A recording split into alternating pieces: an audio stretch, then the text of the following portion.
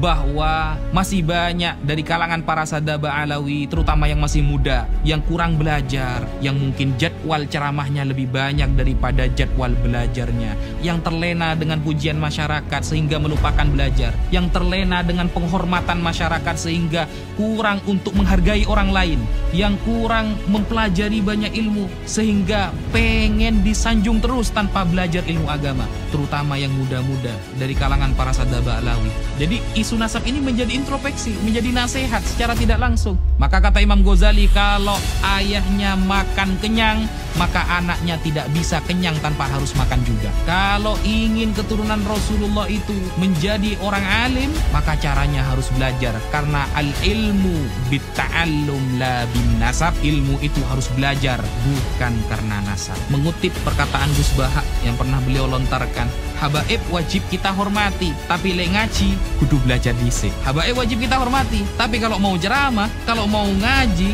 kalau mau mengajar, ya harus belajar dulu, harus ngaji dulu. Assalamualaikum warahmatullahi wabarakatuh. Waalaikumsalam warahmatullahi taala wabarakatuh. Gus Wafi, selamat datang di Naboy TV dan Robita Alawiyah. Izinkan kami mengajukan beberapa pertanyaan. Pertanyaan pertama, bagi Anda terlibat dalam diskusi nasab ini, bahkan Anda sampai dilibatkan dalam diskusi atau debat di Kesultanan Banten. Bismillahirrahmanirrahim. Pada suatu malam ketika saya pribadi sedang enak-enak berdiskusi dengan teman-teman Kristen, sebagian orang Yahudi, karena aktivitas saya pribadi diskusi dengan lintas agama, dengan Kristen, Yahudi, ateis, dan lain sebagainya. Sama sekali tidak tersentuh untuk membahas ilmu nasab. Pada suatu malam ada sebagian teman Al-Fakir yang datang ke rumah kemudian niat bersilaturahim. Setelah kita berbincang-bincang panjang, dia mengeluarkan statement. Sekarang para habaib sudah kalah. Tidak ada yang berani berdebat dengan si penuduh. Sontak saya kaget. Tentang masalah apa? Ya ini, Ustadz. Tentang masalah yang rame-rame nasab. Bahwa si penuduh sudah membuat sebuah karya ilmiah, sebuah kitab yang meragukan ketersambungan nasab para habaib kepada Rasulullah SAW. Yang pertama kali Al-Fakir pikirkan adalah, loh berarti guru-guru saya salah semua. Baik di Sidogiri ataupun yang lain. Berarti salah semua dong. Yang kedua, berarti Nahdlatul Ulama. Yang isinya banyak para kiai-kiai yang sangat mengagumi para sadaba alawi seperti Kiai Haji Maimun Zubair, seperti Kiai Ahmad Nawawi bin Abdul Jalil, pengasuh Pondok Pesantren Sidogiri, seperti Kiai Abdul Alim bin Abdul Jalil, pengasuh Pondok Pesantren Sidogiri, atau Syekhona Khalil Bangkalan, Kiai Haji Hashim Asy'ari, atau kalau kita mau menggunakan para ulama Nusantara, Syekh Yasin bin Isa Al-Fadani, atau Syekh Muhammad Mahfud bin Abdul Mannan At-Termasi, atau kita banyak sekali yang mengakui para sadaba alawi. Syekh Nawawi Al-Bantani. Syekh Nawawi Al-Bantani ini orang yang alim, allamah. Salah satu kitab yang beliau tulis yang dipelajari seluruh pesantren adalah Nihayatuz Zain fi Irsyadil Mubtadi'in. Beliau mengakui sadaba alawi. Satu pikiran, berarti semua ulama salah dong. Ketika ada orang yang membuat sebuah tesis karya membatalkan nasabah alawi. Karena curiga dan penasaran, saya minta kitab itu kepada sebagian teman Al-Fakir yang datang ke rumah. Adakah kitab PDF-nya atau Anda memiliki kitab? Lalu dia berikan, ini kitabnya. Berikan saya waktu 1 minggu untuk mempelajari kitab ini. Setelah 1 minggu, insya Allah Al-Fakir akan memberikan statement mengenai kitab tersebut. Ternyata setelah waktu 1 minggu berlalu, banyak Al-Fakir temukan kesalahan. Bahkan di halaman pertama ketika menarasikan di awal-awal, ketika si penuduh, si penulis buku itu menarasikan bahwa termasuk amar ma'ruf nahi mungkar adalah mengungkap, menggali nasab yang masih ikhtilat, yang masih campur, yang masih terjadi syubhat. Maka di sanalah Al-Fakir yakin bahwa si penulis bukan sesuai dengan data ilmiah, tetapi sesuai dengan nafsu pribadi. Karena tidak ada para ulama yang mengatakan ikhtilatun nasab itu termasuk amar ma'ruf nahi mungkar untuk mengungkapnya. Tidak ada. Kalau kita buka kitab Al-Hawi, karya Al-Hafidh As-Suyuti, Al-Imam Ibnu Hajar Al-Haytami dalam Fatawa Al-Hadithiyah atau Fatawa Al-Kubra, dan para ulama yang lain, ketika ada orang yang mengaku-ngaku sebagai dzurriyyah Rasulullah, kemudian tidak dibuktikan, tidak bisa dibuktikan secara ilmiah, apakah para ulama langsung menghajar, menfitnah, merobohkan statementnya, lalu mengajak debat seluruh dunia? Tidak ada yang seperti itu, tidak ada. Para ulama sudah tawakuf. kita secara ilmiah antum bukan keturunan Rasulullah. Andaikan dia terus menarasikannya, maka nanti amir yang akan memberikan semacam tahdzir, semacam takzir kepada si pengaku. Ulama sudah diam, tawakuf. Dan itu kesepakatan para ulama, semua para ulama. Al-Hafidz As-Suyuti kurang alim bagaimana ketika menerangkan tentang orang-orang yang mengaku sebagai keturunan Rasulullah. Imam Ibnu Hajar, tidak bisa dibuktikan, maka masuk pada istilah apa? Masyhurun nasab. Kalau ada orang seumpama masyhur di kalangan umum sebagai nasab Rasulullah, nasabnya sambung kepada Rasulullah, tapi tidak diketahui secara syariat, secara mathabata syar'an, maka berarti nasabnya adalah masyhurun nasab wa majhul fi ilmin nasab. Nasabnya memang masyhur tapi belum diketahui. Tidak ada ulama yang mengatakan nasabnya masyhur tapi ini harus diteliti, harus dihujat, harus tidak ada keterangan ulama seperti itu. Jadi istilah amar ma'ruf nahi mungkar dalam fikhtilatin nasab adalah kebohongan yang nyata dari si penulis. Sekian. Lalu Gus, apa sebetulnya pertanyaan pihak penuduh yang menjadi dasar dari tuduhan ini? Bismillahirrahmanirrahim. Pertanyaan pihak penuduh itu ada 12 pertanyaan yang mengerucut hanya kepada 2 poin. Yang pertama, tidak tertulis di abad ke-4, 5, 6, 7, 8, 9 bahwa Ubaidillah sebagai anak dari Ahmad al-Abah. Pertanyaan pertama. Yang kedua, tidak ada narasi bahwa Ahmad itu memiliki gelar al-muhajir yang hijrah bersama anaknya Abdullah atau Ubaidillah ke Hadramaut. Dari 12 pertanyaan mengerucut kepada 2 pertanyaan. Kalau kita ingin menjawab sebuah pertanyaan, maka kita harus tahu dulu apa yang dimaksud dengan pertanyaan tersebut dan tujuannya apa. Kalau tujuannya ingin mengetahui ilmu nasab, maka kita sampaikan tidak ada satupun ulama nasab di dunia dari dulu hingga sekarang, bahkan zamannya Al-Imam Al-Ubaidili dalam Tahdzibul Ansab, sampai pada sekarang Sayyid Murtadha Az-Zabidi atau Al-Imam Ibnu Hajar Al-Haytami dalam Thabatnya yang mengharuskan ada kitab sezaman. Tidak akan kita temukan. Andaikan kitab itu ada, itu hanya menjadi syawahid, mutabi' kalau dalam ilmu hadis, pendukung. Tetapi kita harus mengetahui di dalam ilmu nasab ada 4 cara kaifiyatu itsbatin nasab. Ada 4 cara untuk menetapkan nasab. Apakah tertulis kitab sezaman? Tidak ada. Bahkan yang metodenya diambil oleh si penuduh dalam kitab Al-Muqibun Sayyid Mahdi Ar-Rajai, atau di dalam kitab Umdatut Talib Ibnu Inabah, atau At-Taqtaqi dalam kitab Al-Asili, atau Al-Muntakilah At-Talibiyah, atau Tahdzibul Ansab lil Ubaidili, atau Sirru Silsilatil Alawiyah li Abi Nasr Al-Bukhari. Ada? Mana kitab sezaman? Tidak ada. Makanya di dalam kitab Sirru Silsilatil Alawiyah yang beliau Abu Nasr Al-Bukhari wafat di akhir abad ke-4, ketika ada seorang yang mengaku-ngaku sebagai zuriyah Rasulullah, ditanyakan, "A anta min Husaini am min Hasani am min Abbasi am min Muhammadi?" Oke, kamu mengaku zuriyah Rasulullah. Kamu dari jalur mana? Husain, Hasan, Muhammadi, Muhammad Al-Hanafiyah? Karena Sayyidina Ali pernah menikah dengan selain Sayyidah Fatimah, punya anak namanya Muhammad bin Al-Hanafiyah. Atau Abbasi, dari Abbas. Kemudian seorang ini mengaku, "Ana min Husaini." Saya dari Husain. Akan ada pertanyaan lagi. Fa Husain falahu aulad. Husain memiliki beberapa anak. Kamu dari jalur mana? Ana Ali Zainal Abidin. Terus ditanyakan seperti itu. Sampai pada ayahnya nanti. Ketika dia bisa mengkonfirmasi dengan jelas, maka nasabnya tersambung kepada Rasulullah. Adakah ulama dulu kalau bertanya, kitab sezamannya mana? Adakah kitab sezaman? Kalau tidak ada, batal nasabnya? Tidak ada. Sampai Dajjal keluar 2 kali gak ada. Gitu.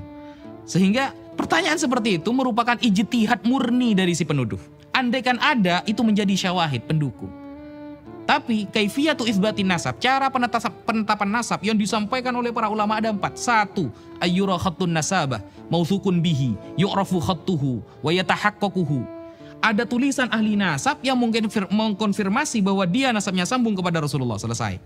Dan 4 ini kata para ulama adalah turuk, jamak dari torik, bukan syarat. Kalau syarat 1 hilang, hilang semua. Tapi kalau turuk, torik, 1 kena, maka kena semua. Nah, 1, tulisan ahli nasab. 2, ada bayyinah syar'iyah. 2 orang saksi yang faham nasab menetapkan nasabnya dia. Selesai.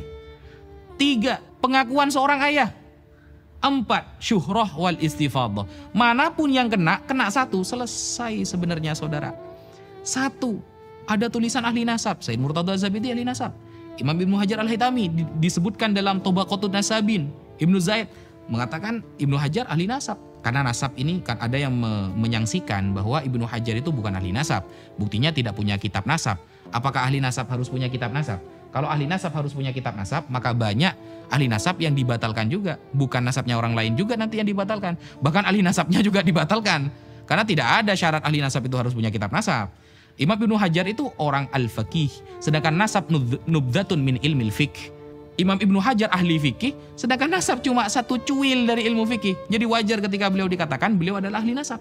Nah, sehingga banyak para ulama nasab ini, nasabah ini yang mengakui kepada Sadah Ba'alawi.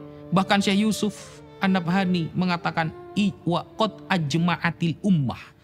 Sudah sepakat umat bahwa Sadah Ba'alawi adalah keturunan Rasulullah SAW. Makanya saya selalu menarasikan, sebutkan satu saja ulama Ahlu Sunnah wal Jamaah yang terkemuka, yang kitabnya dikaji oleh orang seluruh dunia, yang membatalkan nasab Ba'alawi. Saya tunggu sampai Dajjal keluar 2 kali. Tidak akan ada. Karena kalau saya bilang saya tunggu sampai ulang tahun, saya sudah ulang tahun kemarin, 29 Juni. Sudah selesai. Mungkin ya itu. Kemudian salah satu yang perlu kita ketahui tentang kebohongan dan statement pribadi, ijtihad pribadi dari si penuduh adalah dia mengatakan di dalam karyanya, wajib dan harus kita mengetahui tentang pindahnya Ahmad Al-Muhajir ke Hadramaut. Karena kalau ini tidak kita ketahui, maka rusak nasabnya. Ini sebenarnya agak nyambung. Kenapa saya katakan tidak nyambung? Karena kalau kita baca di dalam Tahdzibul Ansab, Umdatut Thalib, kemudian Al-Umri dalam kitabnya Al-Majdi dan lain sebagainya, para ulama ada yang mengatakan, ulama nasab ya tentunya ya, wajib mengetahui perpindahan orang ini dari suatu kota ke kota. Ada. Kalau memang mau membahas perpindahan orang-orang yang pindah dari satu tempat ke tempat yang lain, ya baca kitab Al-Muntaqilah, Thalibiyah. Kalau memang kitab-kitab yang lain kayak Tahdzibul Ansab, Al-Majdi, kemudian Umdatut Thalib, Sirru Silsilatil Alawiyah, ya ada pembahasan pindahnya satu orang dari satu tempat ke tempat yang lain. Dan itu bukan perkara yang penting banget. Karena para ulama itu yang penting adalah dia itu ingkirot atau tidak. Nasabnya ini masih sambung atau tidak. Kemudian masih punya anak atau tidak. Sehingga kalau kita mau membandingkan antara satu kitab dengan kitab yang lain, sama-sama kitab nasab, pasti para ulama yang mengarang kitab ini memiliki metode yang berbeda-beda. Ada yang khusus menyebutkan orang-orang yang berpindah. Ada kitab yang menyebutkan orang-orang yang tidak ingkirot nasabnya, masih memiliki keturunan yang terkenal saja, yang tidak terkenal tidak dia tulis. Jadi punya metode masing-masing, sehingga tidak bisa kemudian mengklaim harus ada perpindahan dari satu tempat ke tempat. Kalau nggak ada maka nasabnya batal. Itu adalah murni dari ijtihad si penuduh. Sekian. Banyak terkait dengan permasalahan di isu nasab ini di luar kitab problematik Syajaratul Mubarakah. Apa pertanyaan lain yang antum merasa belum terjawab sejauh ini? Bismillahirrahmanirrahim. Salah satu pertanyaan umum yang tidak ada jawabannya adalah, sebutkan satu saja ulama Ahlus Sunnah wal Jamaah yang masyhur, yang terkenal alamah, yang mungkin karyanya dikaji orang sedunia, yang menafikan, membatalkan nasab para habaib, para sadah alawi. Satu saja. Kalau ada satu ulama Ahlus Sunnah yang membatalkan atau menafikan, itu akan menjadi referensi kuat bagi si penuduh. Ternyata sampai detik ini tidak disebutkan satupun ulama Ahlus Sunnah baik dulu maupun sekarang yang membatalkan, menafikan atau mengoreksi atau mengkritik para sadah Ba'alawi. Tidak ada. Nasab para sadah Ba'alawi. Yang pertama. Yang kedua, sebutkan satu saja ulama yang cara mengkritik nasabnya seperti yang dilakukan oleh si penuduh. Dengan tajassus, tangkib, atau qodah sampai taraf mencaci. Karena Rasulullah SAW bersabda, ada dua perkara yang dapat menyebabkan kafir. Yang pertama adalah at-ta'an fin nasab. Ketika si penuduh mengatakan dalam karyanya bahwa ikhtilatun nasab, tercampurnya nasab ini membuka atau menggali nasab yang masih syubhat termasuk amar ma'ruf nahi mungkar, maka sejatinya dia bukan sedang melakukan nahi mungkar ataupun amar ma'ruf, tapi dia sedang menuju kekafiran. Kenapa? Al-Imam Al-Munawi dalam Faidul Qadir mengatakan, termasuk at-ta'an fin nasab adalah binahwil qadah fi nasabiman qad thabata syar'an. Jadi termasuk ta'an fin nasab adalah orang yang mencaci, mengkritik, tajassus. Bisa dilihat juga di dalam kitab Raudhatul Talibin Al-Imam Al-Nawawi, bahwa tajassus, tangkib, dan lain sebagainya, menggali-gali, mencari kesalahan, dan mengkritik habis-habisan. Itu Imam Munawi menyebutkan itu juga termasuk menyebabkan kekafiran si penuduh. Karena tidak ada satupun ulama Ahlus Sunnah yang cara mengeritik dan menggali nasab seperti yang dilakukan si penuduh. Tidak akan pernah ketemu. Gus Wafi, memang terdapat beberapa, bahkan banyak ulama terdahulu yang juga ahli nasab yang mengakui dan mengisbat nasab Ba'alawi. Tapi bukankah mereka juga mungkin salah, Gus? Bukankah mereka mungkin mencatat tanpa referensi? Bismillahirrahmanirrahim. Bagaimana ketika ada pertanyaan, mungkin saja ulama dulu salah, tidak mencatat. Sekarang jika kita membaca kitab-kitab nasab seperti Al-Ubaidi di dalam Tahdzibul Ansab, di muqaddimah saja sudah diakui oleh mentakiknya bahwa kitab ini la yastaqsi asma'al aulad kafatan. Tidak bisa memang kita menyebutkan semua nama anak. Tidak ada kitab nasab satu yang syamil, yang kafah, yang kamil. Semua saling yufassiru wa yukammilu ba'duha ba'dha. Saling melengkapi satu dengan yang lain.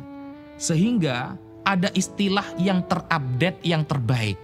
Al-Quran saja antara nasikh dan mansukh pasti dipilih yang an-nasikh.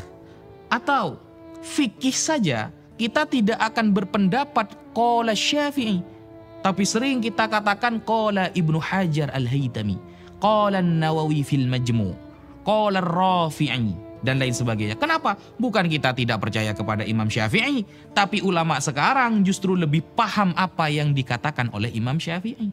Contoh, Imam Nawawi pernah mengatakan, dan ini sangat masyhur, bahwa bacaan Quran kepada mayit itu tidak sampai. Thawabu qiraatil Quran la yasilu thawabuhu ilal mayyit. Jadi bacaan Al-Quran itu tidak akan sampai pahalanya kepada mayit. Itu perkataan Imam Syafi'i yang masyhur yang dikutip oleh Imam Nawawi. Lalu kita buka sekarang di dalam kitab Ar-Risalah, kitab-kitab karya Imam Syafi'i, ada nggak perkataan itu? Tidak ada. Apakah kita berani mengatakan Imam Nawawi bohong?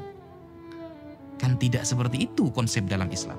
Ketika Syekh Murtadha Az-Zabidi mengatakan qala al-Ubaidili, Ubaidili mengatakan di dalam kitabnya bahwa Ahmad dengan anaknya hijrah ke Hadramaut, kemudian dia punya anak yang bernama Abdullah atau bitasghir Ubaidillah. Lalu kita buka di dalam kitabnya Ubaidili, nggak ada nih. Berani kita mengatakan Sayyid Murtadha Az-Zabidi bohong? Kalau seperti itu berarti Imam Nawawi juga bohong. Apakah kita mau memberikan contoh yang lain? Banyak seperti itu. Di dalam fikih sering terjadi. Qala Ibnu Hajar Al-Haytami fi fatawihi. Ibnu Hajar Al-Haytami mengatakan di dalam fatwanya bahwa derajat para dzurriyyah Rasulullah itu dzatiyah, bahwa derajat para ulama itu aridi, ilmu, sesuatu yang baru datang. Kalau dzurriyyah Rasulullah itu murni di dalam tubuhnya. Lalu kita buka di dalam fatwanya Imam Ibnu Hajar nih, mana kok ada gitu. Berani kita mengatakan ulama yang mengutip itu bohong? Nah, ilmu itu kan memang butuh sanad, tapi sesuai dengan konfirmasi ulama. Bukan hanya mengatakan al-isnadu minad din laulal isnad laqala masya'a masya', tapi tidak sesuai dengan praktik dari para ulama. Tidak ada ulama satupun yang ketika melihat ada orang yang mengaku-ngaku sebagai dzurriyyah Rasulullah, dilacak nasabnya tidak ketemu, lalu dia menghujat habis-habisan, mentajassus, mentangkib dada. Seperti itu. Itu contoh saja. Pendapat Anda, Gus, ketika banyak orang atau sebagian orang meyakini bahwa sekelas ulama Said Murtada Az-Zabidi berbohong dalam kitabnya? Bismillahirrahmanirrahim. Bukan Said Murtada Az-Zabidi yang berbohong, tapi mereka yang kurang meneliti, kurang menghargai pendapat para ulama ketika tidak sesuai dengan pemikiran mereka. Said Murtada Az-Zabidi ini seorang ulama besar. Kitabnya dikaji oleh orang seluruh dunia. Bahkan beliau mensyarahi Ihya Ulumuddin yang bernama kitab Ithafus Sadah Al-Muttaqin, dan perkataan beliau yang sering dikutip oleh orang ahlu sunnah apa? Idza utliqa ahlus sunnati wal jamaah fal murad bihi al asy'ariyah wal maturidiyah. Itu perkataan beliau yang sangat masyhur yang dijadikan istidlal oleh para ulama terutama di negara Indonesia. Jadi ini bukan orang yang sembarangan. Al-Imam Ibnu Hajar di dalam sabatnya ketika menerangkan tentang Al-Imam Abu Bakar Al-Idrus, apakah berani Imam Ibnu Hajar kita katakan dia pembohong? Bahkan ulama Syafi'iyah semua mengakui bahwa beliau itu pakar dalam fikih dan nasab adalah nubzatun min ilmil fikih. Hanya secuil dari ilmu fikih. Kalau hanya secuil, sedangkan gelar Imam Ibnu Hajar adalah al-faqih yang paham fikih Syafi'i, maka pantaskah kita mengatakan beliau tidak paham nasab? Sedangkan nasab hanya satu titik dari ilmu fikih, dan beliau pakarnya dalam fikih. Sehingga beliau dengan tegas dalam kitabnya As-Sabat mengatakan Al-Imam Abu Bakar As-Sayyid, kalau boleh saya tambahkan Al-Habib Al-Idrus. Al-Idrus bukan marga Ahmad Khan atau marga dari Wali Songo mungkin, bukan, tapi jelas Sadah Ba'alawi Al-Idrus, seperti itu. Dalam perkembangan isu nasab ini, banyak netizen yang mengatakan bahwa sebaiknya digelar diskusi atau debat oleh Robitoh Alawiyah. Apa tanggapan Anda, Gus? Bismillahirrahmanirrahim. Bagaimana jika si penuduh dan para pendukungnya ingin mengadakan bahthul masail, kalau istilah para santri. Bahthul membahas masail, beberapa masalah. Atau diskusi, kalau kita mau mengadakan bahthul masail, kita bertahun-tahun ada di pesantren, yang namanya bahsul masail, mau tingkat desa maupun tingkat nasional. Kalau mendengarkan qala Ibnu Hajar Al-Haytami, kita taslim, kita terima. Sedangkan sekarang Ibnu Hajarnya dikritik habis-habisan oleh si penuduh. Ini bukan bahsul masail, ini nyari masalah beneran. Ya beda. Santri dari yang paling awam sampai paling alim, kalau mendengarkan qala Nawawi fil Majmu', Imam Nawawi dalam kitab Al-Majmu' mengatakan, selesai masalah. Ini Imam Nawawinya yang dikritik habis-habisan. Ini bukan membahas masalah, tapi nyari masalah itu namanya. Sehingga tidak relevan untuk mengajak bahsul masail dengan mereka. Apalagi sudah ada statement dari dia, wa in aftal muftun. Sekalipun para ahli fatwa sedunia mengatakan bahwa Sadah Ba'alawi keturunan Rasulullah, maka saya tetap membatalkan. Maka kita sudah bisa memberikan nilai orang yang seperti ini. Kata Sayyid Muhammad, saya ingat Sayyid Muhammad di dalam kitab Al-Manhalul Latif menghadapi orang yang mengatakan cukup Al-Quran saja, tidak butuh hadis. Ngapain hadis? Hadis ini dikoreksi orang, perkataan manusia. Quran ini yang pasti dijamin. Nah, apa kata Sayyid Muhammad? Innahu aqallu wa ahqaru min ayyuradda aw yujadal. Dia terlalu remeh dan terlalu hina untuk kita tolak pendapatnya dan untuk kita ajak debat. Jadi dia terlalu remeh dan terlalu hina untuk ditolak pendapatnya, ya, di debat maksudnya, aw yujadal atau di debat, kata Sayyid Muhammad dalam kitab Al-Manhalul Latif. Sehingga kalau kita mau yurad, mau membantah pendapatnya, sudah percuma. Jadi fokus kita seharusnya sekarang menjelaskan kebenaran kepada umat. Tidak perlu fokus untuk membikin si penuduh ini faham dan setuju kepada pendapat kita. Karena itu cukup mustahil bagi saya. Kenapa? Secara logika saja, ulama ditolak, apalagi Al-Fakir yang menjelaskan. Ketika ulama sedunia ditolak, siapa lagi di Indonesia yang berhak menjelaskan? Maka cukuplah kita meluruskan pemahaman umat, menjelaskan tentang kemuliaan Sadah Ba'alawi dan apa yang sudah disampaikan oleh para ulama kita ajarkan.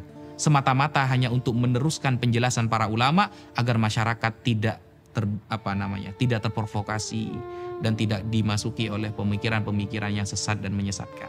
Salah satu kebohongan yang fatal, yang mungkin bisa menyebabkan dia kafir, si penuduh kafir. Seperti ketika mengatakan tidak ada istilah Habib di dalam Islam. Orang pertama kali yang mengatakan Habib adalah orang Yahudi dan Nasrani. Di dalam Al-Quran, nahnu abna'ullah wa ahibba'uh. Kami adalah anak-anak Allah dan Habib-Habibnya Allah. Istilah Habib adalah istilah yang pertama kali dilontarkan oleh orang kafir. Jadi seolah-olah dia akan mengatakan, kalau kita menggunakan Habib berarti niru orang kafir. Man tasyabbaha biqaumin fahuwa minhum. Arahnya kan ke sana nantinya itu. Nah, kalau seperti itu, berarti sahabat Abdullah bin Abbas juga kafir. Kenapa? Al-Imam Al-Hafidh As-Sakhawi di dalam kitabnya Istijlabur Tiqoil Ghuraf, beliau menyampaikan bahwa sahabat Abdullah bin Abbas lah orang pertama kali yang menyebutkan kata Habib kepada cucu Nabi Muhammad SAW. Suatu saat ketika Abdullah bin Abbas bertemu dengan salah satu cucu Rasulullah, Ali Zainal Abidin bin Husain bin Ali, apa kata sahabat Abdullah bin Abbas? Marhaban bil Habib ibnil Habib. Marhaban bil Habib ibnil Habib. Al-Habib putra dari Al-Habib. Isnaduhu sahih, sanadnya sahih. Sehingga ini kebohongan yang nyata yang dibungkus dengan narasi ilmiah, padahal orang yang mengungkapkannya bisa jatuh kepada kekufuran. Itu salah satu kebohongannya. Atau kebohongan yang lain ketika mengatakan bahwa para habaib datang dibawa oleh Belanda, atau ketika menarasikan ketika berperang Anda ada di mana? Oh, ternyata Anda itu berkolaborasi dengan orang Belanda. Pantes.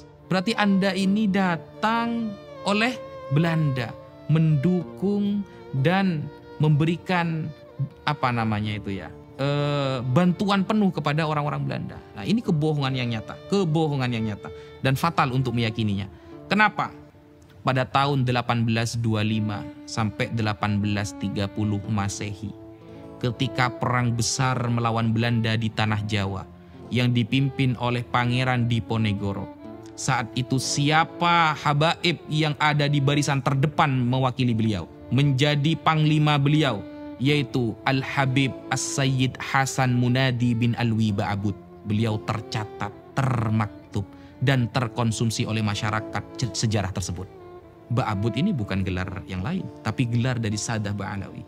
Atau ketika perang di Palembang, sehingga Palembang tumbang waktu melawan Belanda, siapa yang ada di depan yang membantu Sultan Badaruddin sebagai Sultan Palembang ketika itu?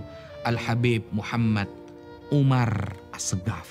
Dan yang akhirnya beliau, Umar bin Muhammad As-Segaf ini akhirnya menjadi mantu beliau. Dan ketika kerajaan Palembang tumbang saat itu, beliau dan Sultan Badaruddin dibuang oleh Belanda ke Ternate sampai wafat di sana. Apakah itu namanya mendukung Belanda? Sehingga sejarah-sejarah seperti itu perlu untuk kita ungkapkan, sehingga kita bisa lebih melihat, melek akidah, melek sejarah, dan melek Ahlus Sunnah wal Jamaah. Kemudian ada narasi dari si penuduh ketika sudah mulai ada di pojok dan tidak bisa menjawab semua statement yang kita ajukan, lari kepada tes DNA. Tes DNA ini kalau kita bahasa Arabkan namanya Al-Basmah Al-Wirathiyah. Itu tes DNA yang dapat diambil manfaatnya dalam beberapa hal saja. Contoh seperti masalah lakit, anak yang hilang hasil nemu ya, mungkin nanti gennya dilihat dari mana. Tapi kalau untuk itsbatun nasab, sebutkan satu saja ulama Ahlus Sunnah wal Jamaah yang ada di dunia ini yang mengatakan tes DNA bisa untuk itsbatun nasab. Kalau kita dikatakan, oh kamu tidak mau sama teknologi. Teknologi, kita lihat dulu teknologi ini. Kalau ini masuk kepada kajian fikih, maka tidak boleh menggunakan teknologi apapun sesuai perspektif pribadi. Tapi harus konfirmasi dari para ulama fikih. Harus validasi dari para ulama fikih. Jangankan tes DNA yang kita pegang setiap hari, HP. HP ini dibahas oleh para ulama fikih. Ketika arahnya kepada kebaikan menjadi pahala, maka ketika arahnya kepada mudarat maka menjadi dosa. Jadi apapun yang konsepnya menyentuh kepada ilmu fikih, Apapun yang perkara itu menyentuh kepada ilmu fikih, kita punya rujukan, namanya ulama fikih. Ulama fikih yang sekarang, yang kontemporer seperti Syekh Wahbah Az-Zuhaili dan lain sebagainya, itu kita bisa jadikan rujukan. Ternyata juga pernah dibahas pada tahun 2010 di Mekah, Kongres Fikih Islam yang datang gak sedikit, ulama banyak. Dan saat itu dunia sudah penuh dengan teknologi, sudah banyak era globalisasi. Ketika itu sudah ada handphone, sudah ada laptop dan lain sebagainya. Nah, apakah mereka setuju? Oh, ternyata tidak. Ketika nasabnya sudah ditetapkan oleh nasabah secara syar'i, maka haram menggunakan tes DNA. Al-basmah al-athira itu haram. Bahkan masuk kepada tuduhan yang dapat mencederai pilar-pilar Islam. Salah satu tujuan Islam adalah hifdzul irdi, menjaga nama baik seseorang. Kalau ada orang menggunakan tes DNA padahal sudah ditetapkan secara ilmu fikih bahwa nasabnya sambung kepada Nabi, berarti dia sudah melanggar hifdzul irdi, menjaga nama baik seseorang. Berarti kan dia sedang mencela. Nah, kalau sedang mencela, Imam Nawawi mengatakan dalam Faidul Qadir, binahwil qadah fi nasabiman thabata syar'an, berarti termasuk ta'an fin nasab. Ketika sudah ditetapkan oleh fikih, nasabnya sambung kepada Nabi, ternyata tetap dicari kesalahannya, digali, termasuk ta'an fin nasab, mencela nasab orang. Kalau sudah termasuk mencela nasab orang, maka yusabbibu kufron, dapat menyebabkan dia menjadi kafir. Ini keterangan para ulama. Saya tidak murni berpendapat sesuai pribadi, tapi yang Al-Fakir sampaikan semua dari para ulama. Sekian, terima kasih. Gus Wafi, tapi bukankah banyak pendapat yang mengatakan di internet bahwa sudah banyak yang diakui sebagai keturunan Nabi Muhammad SAW berdasarkan hasil tes DNA? Oke, bismillahirrahmanirrahim. Banyak di internet yang nasabnya diakui dengan menggunakan wasilah basmah wirofiyah, tes DNA. Tes DNA itu satu yang disebutkan biasanya yang sering digaungkan J1. J1 berarti daerah Mekah, Arab, suku Arab seumpama. Nah, ini suku Arab yang mana? Abu Jahal, Abu Lahab juga Arab. Jangan-jangan itu Abu Lahab, Abu Jahal. Kalau Mesir mana? Fir'aun nanti. Kan susah juga kita. Tidak mungkin tes DNA itu langsung menyebutkan keluar Nabi Muhammad SAW, tidak ada. Hanya halogram. Itu pun bisa diedit-edit. Yang dari J1 menjadi Z7 juga bisa. Sehingga ilmu fikih itu lebih mementingkan sebuah konsep atau dalil yang nanti dalil ini menuju kepada dhon. Selagi dalil ini tidak menuju kepada dhon, masih waham, prasangka kecil yang tidak kuat, atau syak 50-50, maka fikih tidak akan pernah mengambil sebuah ilmu tersebut. Meskipun teknologinya canggih, tapi tidak bisa yartaki ila dhon, ya, menguatkan kita kepada dhon ini adalah keyakinan 80-90%. Jadi syarat alat elektronik atau teknologi itu masuk dan disahkan oleh para ulama fikih bisa menyampaikan kepada dhon. 80-90% keyakinan bahwa itu benar. Sedangkan tes DNA, jangankan 80%, 50-50 saja masih diperselisihkan. Termasuk juga kebohongan yang diutarakan oleh si penuduh adalah bahwa yang pertama kali menggelari Abdullah sebagai anak dari Ahmad adalah Ubaidillah yang sekarang diklaim sebagai kakek-kakek dari Sadah Ba'alawi. Itu terlontar oleh ucapan Al-Habib Ali As-Sakran. Jadi si penuduh mengatakan Habib Ali As-Sakran yang pertama kali menafsiri Abdullah adalah Ubaidillah. Nah, ini sudah merupakan kebohongan yang sangat nyata. Mengapa? Karena sebelum Habib Ali As-Sakran menyampaikan demikian, itu juga sudah ada yang mengatakan bahwa Abdullah ini merupakan Ubaidillah dan itulah kakek-kakek para Sadah Ba'alawi yang sekarang. Contohnya seperti di dalam kitab Jauharus Syafaf. Nah, hari demi hari dengan barokah doa para ulama dan para habaib, banyak kita temukan manuskrip dan kitab-kitab yang bisa dibuat untuk validasi kevalitan nasab para habaib tersambung kepada Rasulullah SAW. Salah satu kebohongan juga adalah ketika si penuduh dan para pendukungnya menyampaikan terputusnya nasab Saddah Ba'alawi dan menggunakan referensi dari Dr. Al-Khalidar.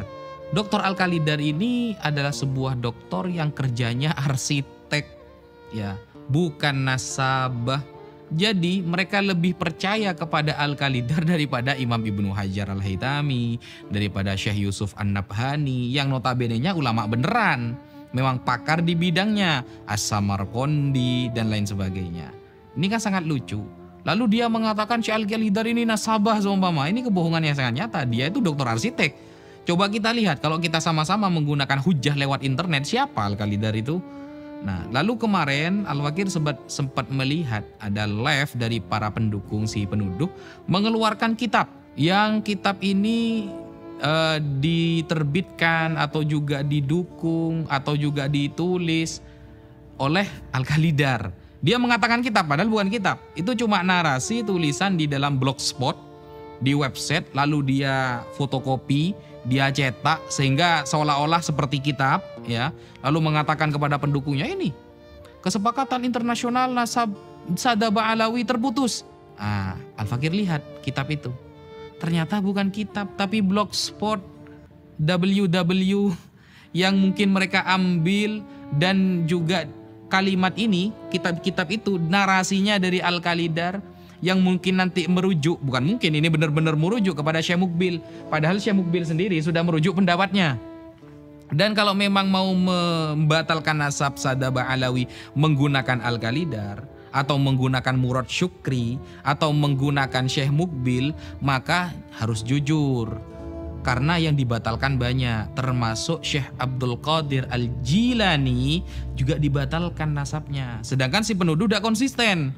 Percaya kepada tuduhan Saddah Ba'alawi, tapi tidak mempercayai tuduhan pada Syekh Abdul Qadir Al-Jilani.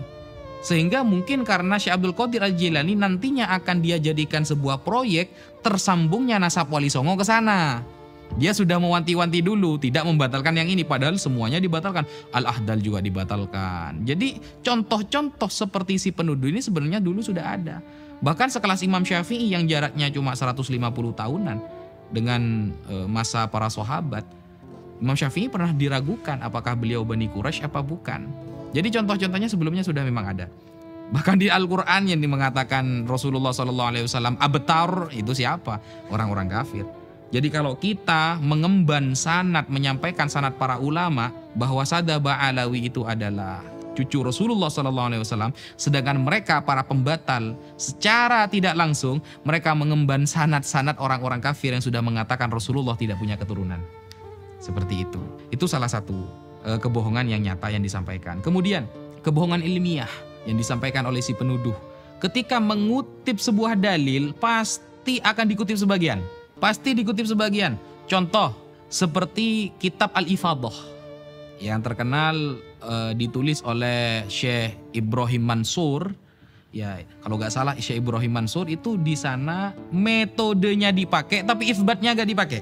Jadi kitab Al-Ifadah itu menerangkan tentang fisyuhrah wal istifadah, dan beliau secara nyata mengatakan Saddah Ba'alawi itu keturunan Rasulullah. Metodenya dipakai tapi isbatnya nggak dipakai. Ini kan sangat lucu sekali. Sama dengan Rasulullah SAW menyampaikan sebuah hadis, innamal a'malu binniyati wa innamal likulli imri'in ma nawa faman kanat hijratuhu ilallahi wa rasulih. Dipakai hadisnya, tapi dia tidak pernah mempraktekannya, kan sama-sama seperti itu. Nah, sehingga hal-hal seperti ini adalah namanya kecurangan ilmiah. Sebagian dikutip, tapi yang isbatnya gak dikutip. Itu namanya kecurangan ilmiah, dan ini tidak boleh terjadi dalam dunia perdiskusian. Nah, kemudian kebohongannya apa lagi? Menggunakan kitab Al-Mu'qibun yang ditulis oleh Sayyid Mahdi Ar-Rojai, atau kitab Syajarah Mubarakah yang ditahqiq oleh Sayyid Mahdi Ar-Rojai, yang notabene-nya beliau mengisbat Ba'alawi, mengakui Saddah Ba'alawi sebagai cucu Rasulullah, tapi metode dipakai, isbat gak dipakai. Giliran dijelaskan langsung, padahal Sayyid Mahdi Ar-Rojai itu yang lebih paham kitab Syajarah Mubarakah jauh sebelum si penuduh itu tahu kitab tersebut. Bahkan yang mentahqiq jauh sebelum si penuduh itu mempelajari kitab tersebut. Dan sudah mengecek jauh sebelum si penuduh belum mengecek kitab tersebut. Kitabnya dipakai, metodenya dipakai, tapi isbatnya mereka hilangkan. Isbatnya tidak mereka akui. Nah, ini kan sebenarnya kita sudah mengetahui bahwa narasi-narasi ilmiah itu tidak ada. Ayo kita ilmiah, itu sudah kebohongan publik yang sangat nyata. Narasi ilmiah hanya sebuah wadah agar masyarakat percaya, tetapi faktanya narasi kebencian, narasi tajassus, menggali kesalahan secara pribadi atau secara umum untuk Sadaba Alawi itu terus disuarakan. Dan bahkan saya tidak pernah mendengarkan si penuduh sampai detik ini menasehati para pendukungnya yang mencaci maki para Sadaba Alawi. Seharusnya kalau memang dia merasa ilmiah, kalau memang benar-benar ingin mengkaji, maka dia juga mengeluarkan statement, jangan mencaci maki, jangan melakukan hal-hal yang di luar syariat untuk mengklaim para Sadaba Alawi. Tapi apa kenyataannya? Malah didukung. Semua para pencaci maki dari netizen, kalangan orang awam yang sudah terprovokator, yang sudah percaya pada statementnya, semakin hari semakin merajalela. Sesuatu yang keluar dari lisannya adalah sebuah fitnahan dan tuduhan yang tidak berdasar. Apakah si penuduh menasehati atau mengatakan tujuan kita itu ilmiah? Oh tidak, malah didukung dan tambah dikompor-kompori. Sehingga dari sana kita sudah mengetahui bahwa narasi ilmiah, background dengan di wadah ilmiah itu sebenarnya tidak pernah ada. Mungkin itu yang bisa saya sampaikan. Suafi, ada salah satu fenomena menarik belakang ini bahwa ada salah satu narasumber utama yang membatalkan nasab Bang Alawi di sosial media atau di podcast-podcast secara umum, namun kami tidak mendapati namanya. Kami juga tidak mendapati backgroundnya. Sebut saja Pak Guru atau mohon maaf, sebut saja Pak Gembul misalnya. Apa pandangan Anda terkait fenomena seperti ini? Oke, Pak Gembul ini salah satu orang yang pernah Al-Fakir bantah statementnya sekitar 1 atau 2 tahun yang lalu. Beberapa kali Al-Fakir melihat statement yang keluar yang dijadikan istidlal, sebuah dalil oleh dia, selalu kacau dan rancu. Sehingga Al-Fakir punya 3 poin mengenai Pak Gembul ini. 1, dia tidak pernah belajar agama secara sistematis. 2, dia tidak pernah ada di pesantren ya, yang mungkin pesantren itu sudah terkenal dengan Ahlus Sunnah wal Jamaah, karena kita bisa menilai itu dari statementnya. Yang ketiga, dia sering menambah-nambah hadis dan keterangan para ulama dengan pemikiran sendiri. Contoh, suatu saat sekitar 1 tahun yang lalu atau lebih, dia mengatakan bahwa pada suatu saat Rasulullah dan para sahabat mengizinkan orang-orang Nasrani untuk melakukan ibadah di Masjidil Haram atau di Masjidil Nabawi. Mengizinkannya itu selama 3 jam kata dia. Bayangkan, ini perkataan Rasulullah lalu ditambah-tambahi, ini kan sudah fatal sebenarnya. Kita saja tidak berani menambah-nambahi apa yang disampaikan Rasulullah. Andai kan ada keterangan, maka kita akan memberikan keterangan bahwa ini murni dari penjelasan kita dan ini adalah isi hadisnya. Padahal dia ingin menerangkan kepada umat bahwa tidak usahlah kita terlalu fanatik buta kepada Islam. Kita toleransinya itu ya dahulukan. Buktinya Rasulullah saja mengizinkan orang-orang Nasrani sholat di Masjid Nabawi kok. Selama 3 jam kata dia. Hadis yang dia pakai itu hadis mungkote. Hadis mungkote yang mu'dol. Hadis mu'dol ini 2 perawinya hilang sekaligus atau berurut. Sehingga tidak bisa la yuhtajju bihi. Tidak bisa dijadikan hujah. Dan dia berhujah dengan ini. Dan tidak ada satupun ulama Ahlus Sunnah yang terkenal menggunakan hadis ini sebagai hujah pembolehan ibadah di masjid. Ibadah di masjid. Bukan masuk masjid. Kalau masuk masjid, kita baca kitab-kitab lintas mazhab, ulama berbeda pendapat. Ada yang melarang secara mutlak, ada yang memperbolehkan. Tapi kalau ibadah di masjid, orang kafir yang ritualnya adalah mensyirikkan Allah, maka para ulama tidak membolehkan. Ini kan sudah ngawur. Berarti dia tidak pernah belajar kitab hadis. Tidak pernah belajar ilmu hadis. Kemudian tentang nasab, dia mengatakan begini. Sayyidah Fatimah tidak memiliki privilege, kata dia. Tidak memiliki keutamaan yang dihususkan sehingga Rasulullah mengatakan lau kanat binti Fatimah saraqat laqata'tu yadaha. Andaikan Fatimah yang mencuri, aku akan memotong sendiri tangannya. Ini menunjukkan bahwa Fatimah saja tidak punya kemuliaan. Biasa-biasa saja, sesuai standar saja. Apalagi yang nasabnya jauh di bawah Fatimah seperti kalangan para habaib. Nah itu dia menyampaikan seperti itu. Dia lupa, kayaknya dia tidak pernah khatam membaca Al-Quran. Padahal ahlul kisah itu jelas tertulis di dalam Al-Quran.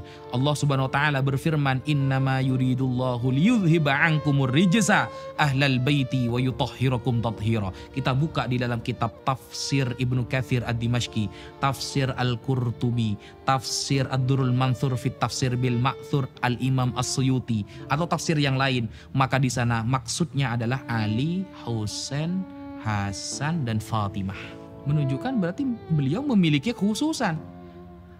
Dan dia tidak pernah belajar fikih juga, sehingga dia tidak tahu bahwa antara keutamaan dengan larangan itu beda bab.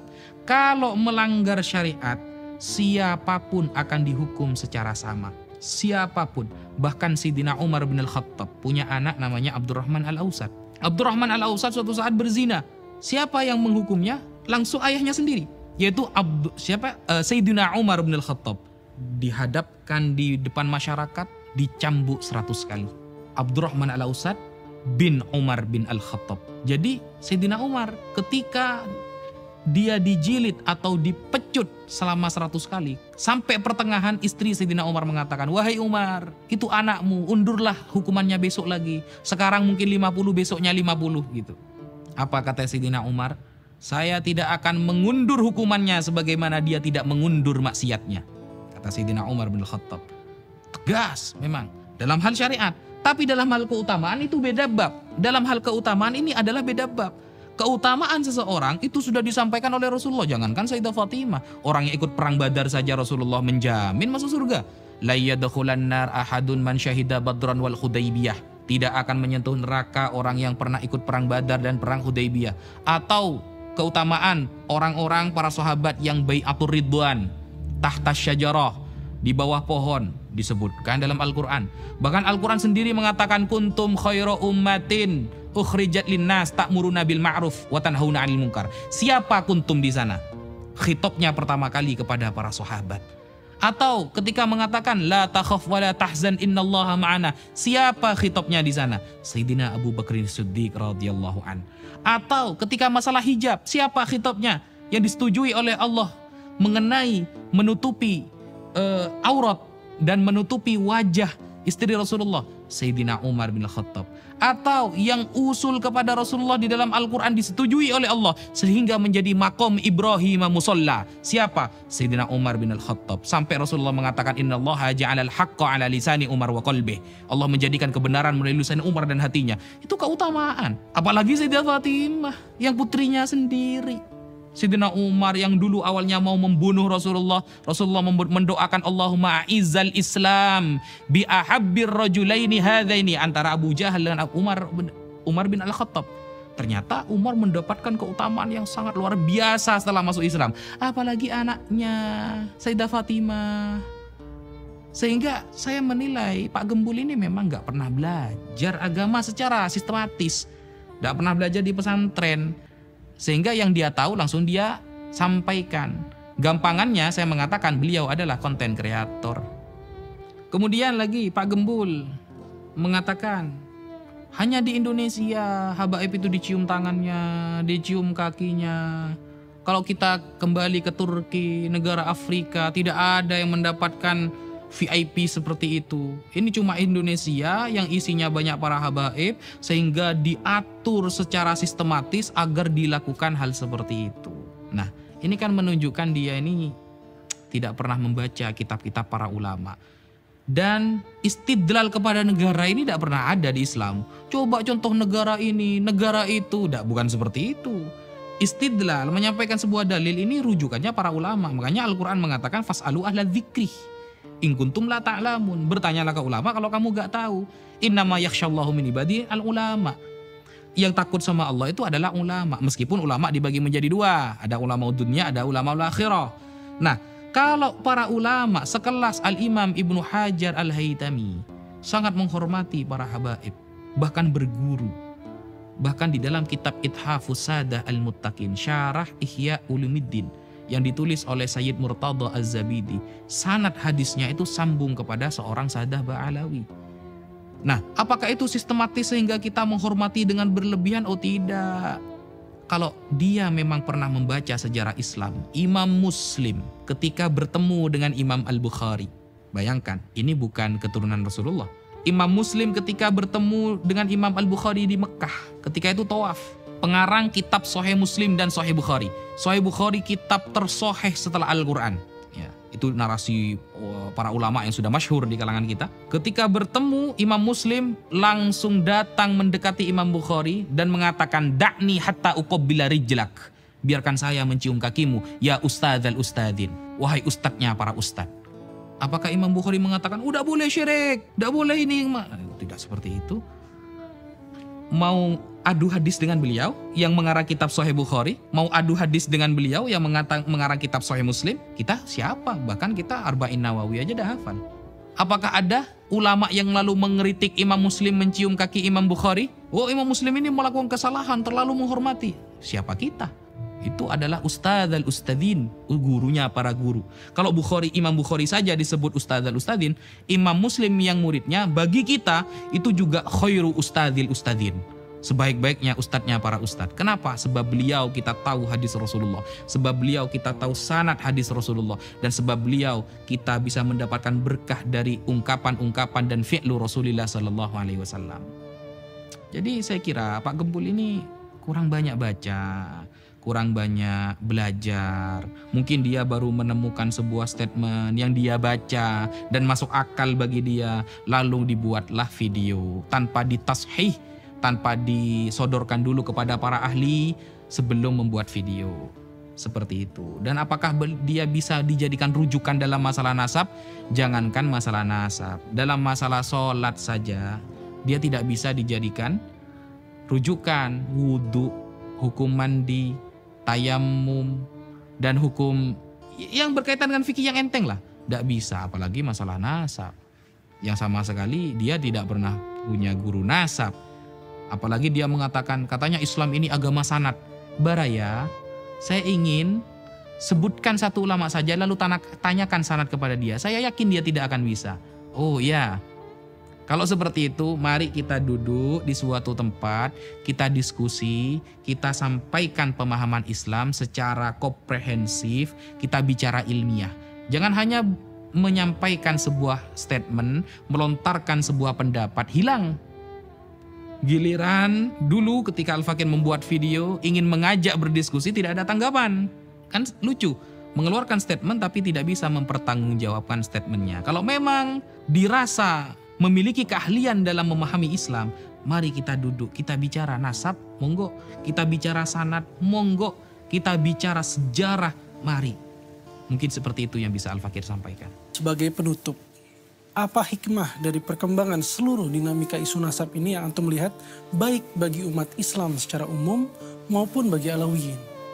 Bismillahirrahmanirrahim. Ada 3 hikmah yang Al-Fakir ambil dari ramainya tentang isu nasab Saddah Baraba Alawi. Jadi para Saddah Alawi yang pertama, kalau dulu Al-Fakir meyakini Saddah Alawi sebagai keturunan Rasulullah masih syakkan, dhannan, tapi sekarang tahqiqon, benar-benar yakin. Karena secara tidak langsung Al-Fakir banyak membaca kitab-kitab nasab dan puluhan bahkan ratusan para ulama yang terkemuka menetapkan Ba'alawi sebagai keturunan Rasulullah. Kalau dulu masih mungkin remang-remang, kata orang para habaib ini adalah keturunan Rasulullah, tapi sekarang sudah tahqiq, sudah semakin yakin seyakin-yakinnya. Itu hikmah yang pertama. Hikmah yang kedua adalah kita bisa tahu bahwa sabda Rasulullah ribuan tahun yang lalu, berapa abad yang lalu, Rasulullah mengatakan, inni la akhsha alaikum an tusyriku ba'di. Aku tidak khawatir kalian akan syirik berjamaah setelah aku mati. Jadi kalau ada orang bilang dikit-dikit syirik, dikit-dikit haram, itu sudah salah. Karena Rasulullah tidak pernah khawatir umatnya akan syirik berjamaah. Rasulullah akan selalu mengatakan bahwa umatnya semakin hari semakin banyak. Bahkan Rasulullah itu fa'alaikum bisawadil a'zam, kalau kalian terjadi banyak ikhtilaf, fa idza ra'aitum ikhtilafan katsira, ketika kalian melihat banyak ikhtilaf, fa'alaikum bisawadil a'zam, maka pilihlah yang mayoritas. Maksudnya mayoritas para ulama. Berarti kan menunjukkan Rasulullah yakin bahwa umat Islam akan menjadi mayoritas, akan semakin besar. Nah, tetapi kata Rasulullah, walakin akhsha alaikumud dunya. Tapi yang aku khawatirkan atas kalian, wahai para umatku, adalah dunia. antanafasu fiha fataktatilu. Kalian berlomba-lomba mencarinya sampai saling mencaci, membunuh dan lain sebagainya. Kebenaran yang disabdakan oleh Rasulullah sekarang sudah terjadi. Hanya gara-gara dunia kita rela bertengkar sesama ikhwah bainal muslimin, tidak menjaga ukhuwah bainal muslimin sampai mencaci, menghajar. Padahal andaikanlah ada teori ilmiah yang disepakati para ulama bahwa Sadah Ba'alawi bukan keturunan Rasulullah, apa salahnya ketika kita memuliakan sesama umat Islam? Dan ternyata fakta sejarah, para Sadah Ba'alawi merupakan guru dari guru-guru kita semua. Syekh Mahfud Termas berguru kepada Habib siapa? Habib Hussein Al-Habsyi yang merupakan guru beliau dan juga menjadi gurunya Ki Haji Hashim Asy'ari. Minimal kita mengakui bahwa mereka pernah berjasa mengajari ulama Nusantara tentang ilmu syariat. Andaikan ada kesepakatan ulama bahwa Sadah Ba'alawi bukan keturunan Rasulullah, tapi itu tidak akan pernah terjadi. Sehingga kita semakin yakin dengan hikmah adanya ramai isu nasab bahwa sabda Rasulullah benar. Islam tidak akan hancur dari luar, tapi Islam akan hancur dari dalam. Itu kebenaran Rasulullah, prediksi Rasulullah SAW. Mungkin kalau dikatakan prediksi kurang cocok karena Rasulullah itu wa ma yantiqu anil hawa in huwa illa wahyu yuha. Itu adalah wahyu yang Allah sampaikan atau ilham yang Allah sampaikan melalui lisan Rasulullah SAW. Sudah benar terjadi. Yang ketiga, menjadi nasihat bagi para Sadah Ba'alawi yang mungkin dari kalangan para Sadah Ba'alawi yang masih muda, yang mungkin jadwal ceramahnya lebih banyak daripada jadwal belajarnya, yang terlena dengan pujian masyarakat sehingga melupakan belajar, yang terlena dengan penghormatan masyarakat sehingga kurang untuk menghargai orang lain, yang kurang mempelajari banyak ilmu sehingga pengen disanjung terus tanpa belajar ilmu agama, terutama yang muda-muda dari kalangan para Sadah Ba'alawi. Dengan adanya isu nasab ini kita bisa lihat dan kita bisa menjadi introspeksi ya. Jadi isu nasab ini menjadi introspeksi, menjadi nasihat secara tidak langsung. Ayo belajar. Rasulullah mengatakan, man salaka tariqan yaltamisu fihi ilman sahalallahu lahu tariqan ilal jannah. Kurang apa lagi Rasulullah? Bahkan tolabul ilmi faridotun. Kata-kata faridotun kan taknya itu bukan tak marbutoh, bukan tak li taknis, tapi taklil mubalaghah, bahwa mencari ilmu sangat wajib keturunan siapapun. Maka kata Imam Ghazali, kalau ayahnya makan kenyang, maka anaknya tidak bisa kenyang tanpa harus makan juga. Kalau ingin keturunan Rasulullah itu menjadi orang alim, maka caranya harus belajar. Karena al-ilmu bitta'allum la bin nasab. Ilmu itu harus belajar, bukan karena nasab. Kalau karomah, oke. Banyak karomah yang terjadi karena nasab. Tapi kalau ilmu tidak bisa. Sehingga masih banyak kita dengarkan dari kalangan para Sadah Ba'alawi yang muda-muda masih terlalu tersanjung dengan pujian sehingga lupa banyak belajar, sehingga lupa untuk mempertahankan ilmu dan mempertahankan thariqah kakek-kakeknya, seperti sahabat Abdullah bin Abbas yang alim dan allamah pada zamannya, sampai Rasulullah gara-gara Rasulullah tersanjung kepada beliau, Allahumma faqihhu fiddin wa 'allimhu ta'wil. Dan itu juga menjadi catatan yang penting kepada kita, bahwa apa yang kita lakukan, apa yang kita usahakan itu akan menunjukkan kualitas kita, Rasulullah secara tegas mengatakan, yashfa'u yaumal qiyamah thalathatun. Siapa? Al-anbiya wa syuhada wal ulama. Kemudian apakah pernah Rasulullah mengklaim bahwa ilmu ini akan diturunkan sesuai nasabnya? Tidak pernah. Ilmu harus dengan belajar. Mengutip perkataan Gus Baha yang pernah beliau lontarkan, habaib wajib kita hormati, tapi lek ngaji kudu belajar dhisik. Habaib wajib kita hormati, tapi kalau mau ceramah, kalau mau ngaji, kalau mau belajar, mengajar, ya harus belajar dulu, harus ngaji dulu. Makanya Kiai Haji Maimun Zubair, tetap kita wajib menghormati para Sadah Ba'alawi, baik yang muda maupun yang sudah sepuh, apalagi yang sudah selevel ulama. Tetapi untuk mengikuti pendapatnya, tunggu dulu. Kalau di luar syariat Islam, maka kita tidak boleh mengikutinya. Ada para Sadah Ba'alawi contohnya terpapar faham Syiah seumpama, kita tidak boleh mengikuti, tapi di sisi lain kita wajib menghormati. Sampaikan kebenaran.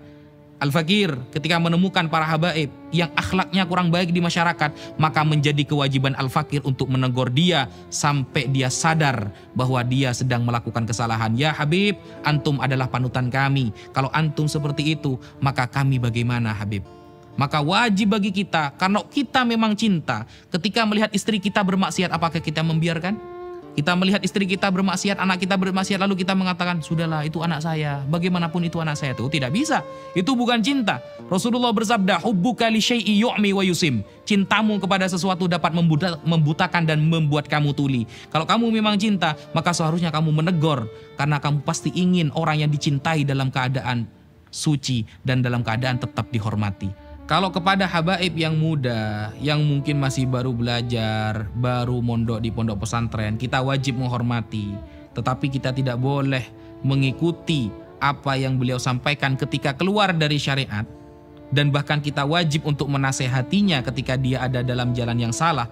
Apalagi kepada para sadah ba'alawi, kepada semua keturunan Rasulullah yang sudah selevel ustadz, sudah selevel para ulama, atau bahkan selevel ahli nasab, kemudian selevel ulama internasional yang juga menjadi gurunya para guru, maka jauh kita harus menghormatinya 2 kali lipat daripada para ulama yang bukan dari keturunan Rasulullah SAW. Dan tidak ada perbedaan dalam hal ini di kalangan para ulama. Ketika sudah dzatiyah, di dalam dirinya sudah mengandung darah Rasulullah, keturunan Rasulullah, dan ada ilmu di dalam dirinya yang merupakan aridi, sesuatu yang baru datang, ilmu ada, kemudian darah sudah ada, maka itu menjadi kesempurnaan yang sangat nyata. Kalau kata para ulama seperti Al-Imam Ibnu Hajar, faqat tahakkuk, maka sungguh tahqiq, dan inilah yang benar-benar harus kita jadikan panutan. Terakhir, yang disampaikan oleh Al-Fakir ingin memberitahukan pesan yang pernah disampaikan oleh sahabat Abdullah bin Mas'ud. Ada dari kalangan pendukung, si penuduh itu ditanya oleh masyarakat, kamu pilih mana, Kiai A atau Kiai B? Yang Kiai B sudah wafat, yang Kiai A masih hidup. Lalu dia mengatakan, ya saya milih Kiai A lah karena masih hidup, lebih tahqiq ilmunya. Ini adalah pernyataan yang sangat salah. Dan ini sebuah kebohongan yang sangat nyata. Kenapa? Karena menabrak statement sahabat Rasulullah SAW. Sahabat Abdullah bin Mas'ud pernah mengatakan, manistanna falyastanna biman qad mata. Kalau memang mau ikuti ulama, ikuti yang sudah wafat. Kenapa? Para ulama yang sudah wafat sudah aman dari fitnah, kata beliau. Sedangkan para ulama yang masih hidup belum aman dari fitnah. Sehingga remeh kalimatnya, tapi berat tanggung jawabnya. Sehingga para ulama seperti sahabat Abdullah bin Mas'ud dengan tegas mengatakan, ikutilah para ulama yang sudah wafat, bukan yang masih hidup, karena yang masih hidup belum aman dari fitnah. Sekian. Baik, terima kasih atas segala jawaban yang sudah disampaikan oleh Gus Wafi. Assalamualaikum warahmatullahi wabarakatuh. Waalaikumsalam warahmatullahi taala wabarakatuh.